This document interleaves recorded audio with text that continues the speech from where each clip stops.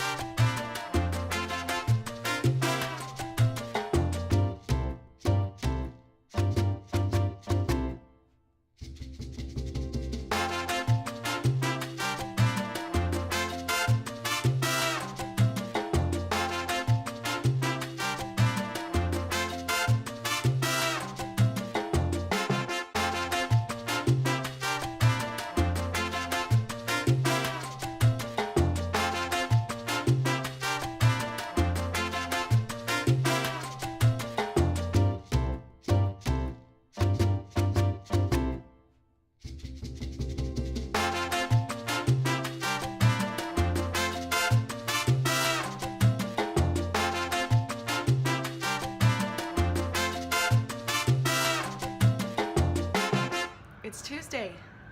Today is going to be similar to yesterday, but it's going to be all about neurology. So we have even more neurology stuff coming today. We have a lecture in the morning. I'm pretty sure some demonstrations and some practice time on each other. And then this afternoon we have some more standardized patients, but the cases will all be neurology based. So I have a little bit more time this morning to explain what a standardized patient is. So a standardized patient, or SP, is a professionally trained actor who is assigned a set of symptoms, a set of complaints, a set of findings on a physical exam, and we assess these patients in sort of a group setting. So for example, yesterday there were 4 stations, so 4 groups as well. We were divided into 4, and there were 3 patients, and one of the stations was a practice station. So 3 cases, and we would go around the stations as a group. So why don't I just break it down into a typical case, what we would do in a case. So when we come into the room, there's going to be the standardized patient in there, as well as a facilitator. And so us as a group, we all come in and we read the stem, or the introduction to the case, and then it says on that piece of paper, the stem, who is going to be doing the history, who's going to be doing the physical. So after we've all read the case, we all sort of settle in, and then the person who's doing the history will do the history, and we will all watch. So this was kind of scary and kind of awkward in September when we first did these standardized patients, because you know, it was our first time sort of seeing patients in this sort of setting, and everyone's watching, and it's a little bit weird, but you definitely get used to it, and it's really helpful. So after the one person does the history, they have opportunities to sort of do a timeout if they're stuck, to ask the group for questions, to ask the facilitator where they should be going, if they've missed anything, and then they have an opportunity to go back into the room and talk to the patient again. And then once they're done, we sort of do a debrief. So the standardized patient gives us feedback on mainly our communication skills, our patient communication and bedside manner. So they give us very constructive and very supportive feedback on things we're doing well, things we can improve on, which is really helpful. And then the facilitator will give feedback more on the medical side of things, like what you maybe missed in the history, sort of the order you should go in, or something that makes more sense to flow. And then us as a group can also give feedback, and we can also ask questions, you know, why did you ask that, or what do you think, what is your differential now? So it's just a very inclusive and group-oriented environment. Then the person with the physical exam portion will do that, and we will sort of, again, we will all watch their technique and we will watch the interaction, and then again the SP will give feedback on sort of your mannerisms and how you communicated with them, and the facilitator will give feedback on specific techniques. So all of that, we have an hour for each case, and then once we're all done there, then we go to the next station, and then there's going to be 2 different people doing the history and physical, and then it repeats.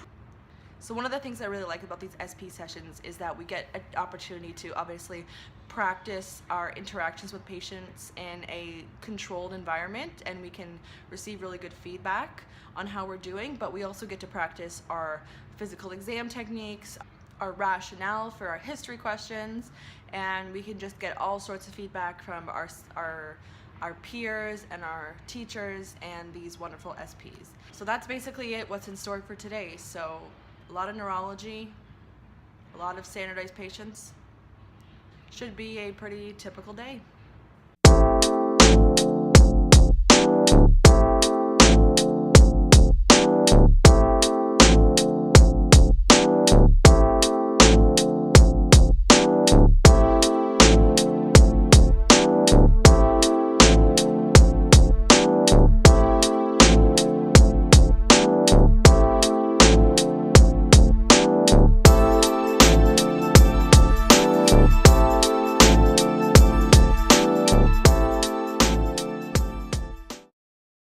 Today is Thursday. This is my current view from my balcony, and if anything, it represents what today is going to be like, because I really don't know what we're doing today. I know we have something about diabetes in the morning and something about arthritis in the afternoon, but other than that, I didn't do much pre-reading last night, so we'll just have to wait and see.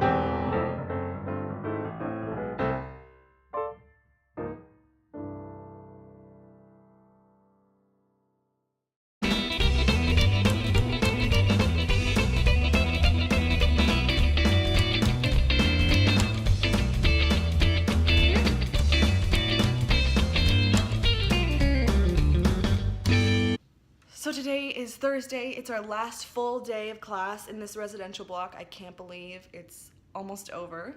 So tomorrow is going to be a half day. This morning we're doing some more hands-on skills. We're doing urinary catheterization. That should be fun. And then later this afternoon we're going to be doing some arthritis patients. I'm going to explain in just a bit what that means. I gotta run out the door. So we're doing this really interesting program called Patient Partners in Arthritis, and it is a national program run all across Canada, and it essentially is a volunteer-run organization of actual patients with arthritis that go around to different medical programs and sort of show us what it's actually like to have arthritis. So they let us do exams on them and practice on them so that we actually know what real findings look like. So these volunteer patients are super insightful. They have so much information and even also clinical information. Like they have so many clinical pearls for us as practitioners. And so today we're going to be seeing some more of those volunteer patients. So these patient partners are basically just a really neat opportunity for us to practice on and get a lot of information from. So I'm really looking forward to it. It was a great session yesterday.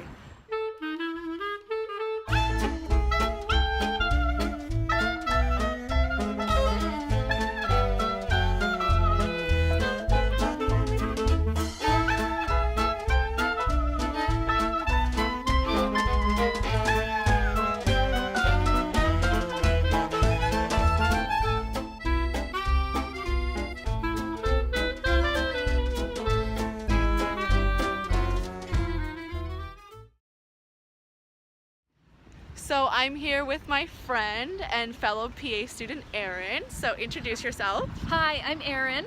I'm from Sudbury, Ontario. I went to Laurentian University and I graduated from the health promotion program in 2015. I then got all of my healthcare experience working as a medical assistant and working as an exercise therapist. Sweet. So yesterday I didn't really get a chance to explain, but when we had our diabetes session, we were given an assignment to check our own blood glucose levels for about 3 days. So I just thought I'd ask Erin, what do you think about this assignment? I think it's really interesting. We get to learn diabetes from the patient perspective and really put ourselves in our patient's shoes, which I think will be awesome for us in the future. I 100% agree. Even though we can both admit that we were both scared to prick our own fingers, but it really just humbles us to the experience that our patients go through.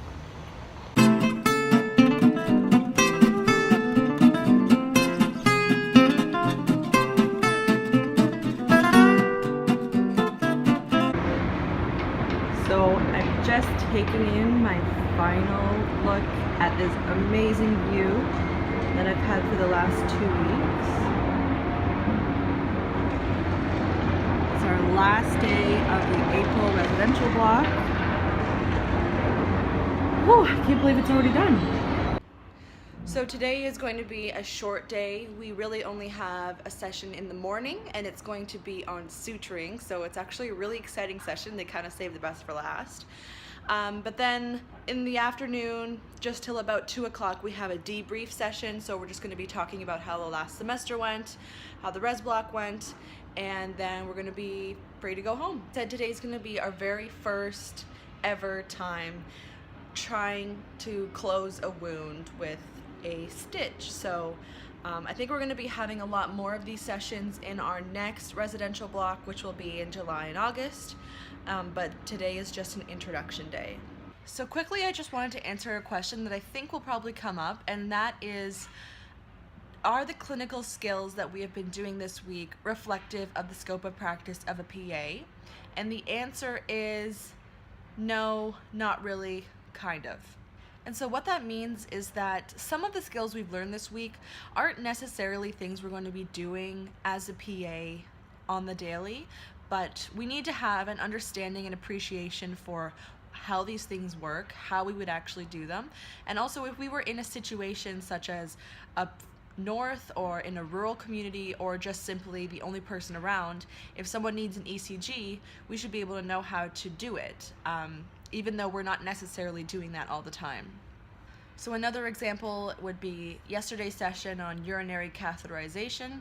We won't necessarily be doing that on the daily as a PA unless we were maybe working in urology, or I know sometimes emergency medicine PAs have to do that, but it's not necessarily something that all of us will be doing daily. The same thing goes for blood draws. We'll more likely be ordering blood draws than to actually be doing them. But things that we will definitely be doing as PAs that we've learned this week are injections. Intramuscular injections specifically are very common scope of practice of PAs, especially in family medicine, as well as suturing. So that is a big one. I think that's why we just got an introduction this res block, and then we're going to continue learning more at the final res block about suturing. So PAs often do sutures from everything from a laceration in the ER to in surgery in the OR. So it's a very valuable skill that we'll need to have. All right, now let's go ahead to our very last day of res block.